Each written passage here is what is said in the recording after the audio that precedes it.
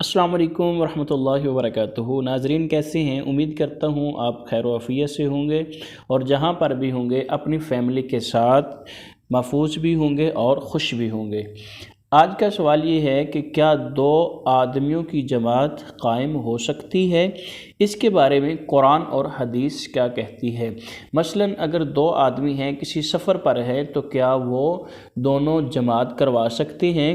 یا مسجد میں صرف امام صاحب ہیں اور ایک مقتدی ہے، تو کیا وہ دونوں جماعت کروا سکتے ہیں؟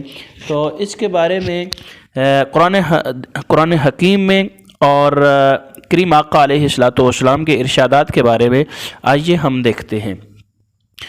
حضور نبی اکرم صلی اللہ علیہ وآلہ وسلم، اب دیکھیں کہ یہاں پہ ایک اگر امام ہے اور دوسرا مقتدی ہے، تو اس حوالے سے حضرت ابو موسیٰ اشعری رضی اللہ تعالی عنہ سے مروی ہے کہ حضور نبی کریم صلی اللہ علیہ وآلہ وسلم نے فرمایا، اس حدیث مبارکہ کی پہلے سند لے لیں، اس کو ابن ماجہ نے سنن میں لیا ہے اور اس حدیث کا نمبر جو ہے وہ 972 ہے، 972۔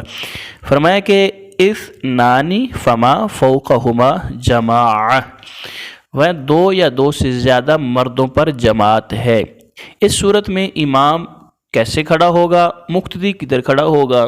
تو اس صورت میں امام مقتدی کو اپنے دائیں جانب کھڑا کرے گا، جیسا کہ حدیث مبارکہ سے بھی ثابت ہے کہ حضرت عبداللہ بن عباس رضی اللہ تعالی عنہ سے روایت ہے، ایک رات میں نے حضور نبی اکرم صلی اللہ علیہ وآلہ وسلم کے ہمراہ نماز پڑھی۔ میں آپ صلی اللہ علیہ وآلہ وسلم کے پاس کھڑا ہو گیا تو حضور نبی اکرم نور مجسم صلی اللہ علیہ وآلہ وسلم نے میرے سر کو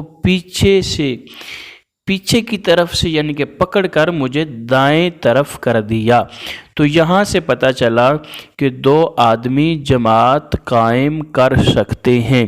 اس میں ایک اور بات بھی آپ ذہن میں رکھ لیں کہ جب بالفرض اگر تیسرا آدمی آ گیا پیچھے سے تو وہ پھر کیا کرے گا؟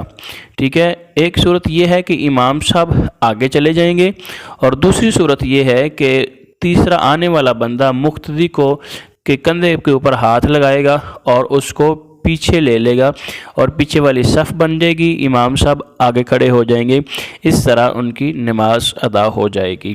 امید کرتا ہوں آپ کو یہ چیز پسند ہوگی۔ اپنا خیال رکھیے گا۔ اپنے اس چینل کا بھی بہت شکریہ۔